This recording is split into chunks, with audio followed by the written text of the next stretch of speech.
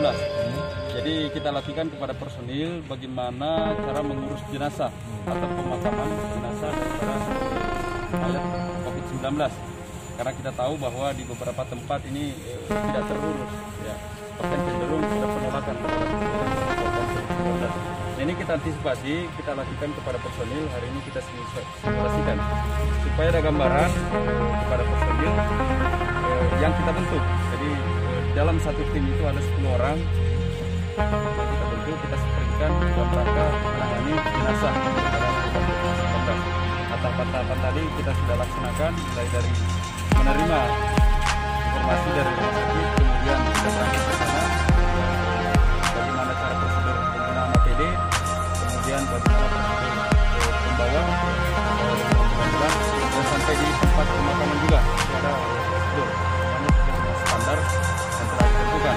Kemudian setelah dilakukan pemakaman, bagaimana juga protokol kembali ke rumah sakit, kemudian bagaimana personil ini tidak terpapar, ya kita lakukan penyemprotan cairan terhadap personil. Kemudian tadi dipraktekkan bagaimana membuka daripada APD tersebut, ya. Jadi step by step dibuka, terus cuci tangan, terus menjaga kebersihan dan selalu disemprot dengan cairan.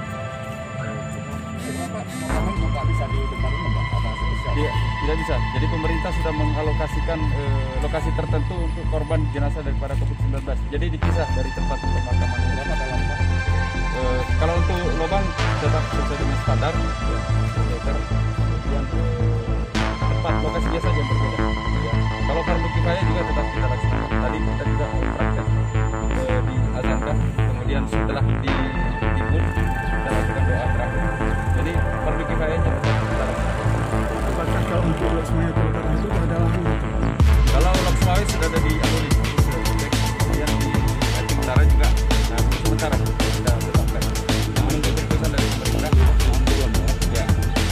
Ini instruksi yang harus kita siapkan dalam rangka juga. Tapi kita berharap tidak ada yang dikebumikan di sana.